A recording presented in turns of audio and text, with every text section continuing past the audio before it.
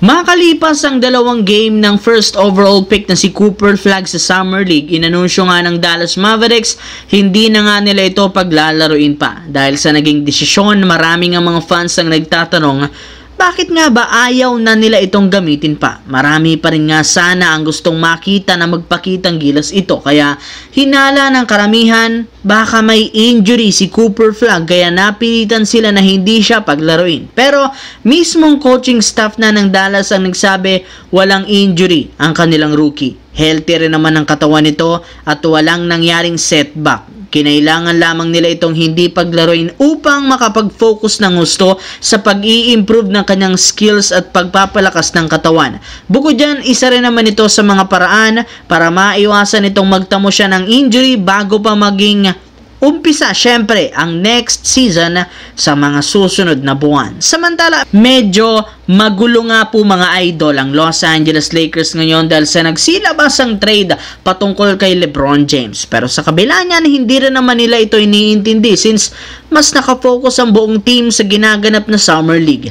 Bukod dyan, meron rin naman nga silang nilulutong plano na gumawa ng isang trade bago pa matapos ang Hulyo. Tama nga ang inyong narinig, gagawa ang Lakers at si Rob Pelinka ng kanilang kauna-unahang trade ngayong off-season upang makuha na nila ang kanilang biannual exception na pwede nilang ibigay sa kahit anumang superstar kagaya ni Bradley Beal kapag tuluyan na itong na-buyout ng Phoenix Suns. Makakapagbukas rin naman sila dito ng isang bakanting pwesto since balak nga nila ditong i-trade ang kanilang batang player na si Dalton Knecht. Ayon sa isang insider, simula nga po ng magumpisang off-season, pinaplanuhan na nga talaga nila itong gamitin sa isang trade at gawin yan sa mga susunod na linggo. Sa kabilang banda, hanggat hindi nga po nakakagawa ng move o nakakakuha ng bagong player ang Golden State Warriors sa free agency at trade market, mas lalo nga pong dumadami ang nagagalit ng mga fans sa kanila. Nagmumukha nga po na walang silbi ang front office, lalo ang general manager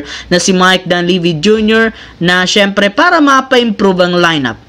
Maging mismong superstar at star player na si Draymond Green, hindi na nagugustuhan ang pinaggagawa ng team sa hindi pa rin paggawa ng pagkuha ng mga bagong player. Ayon dito, gusto nga talaga ng Golden State mag-compete ng kampyonato ay kailangan nilang magkaroon ng isang bagong legit na sentro na maipangpapalit sa nawalang big man na si Kevon Looney. Isa nga pong malaking dagok sa team ang pagkawala nito sa lineup kaya hanggat meron nga pong magagaling na big man na available ngayong off-season, kinakailangan nila itong kunin as soon as possible bago pa man sila tuluyang maubusan sa free agency at sa trade market. Anong masasabi nyo dito mga idol?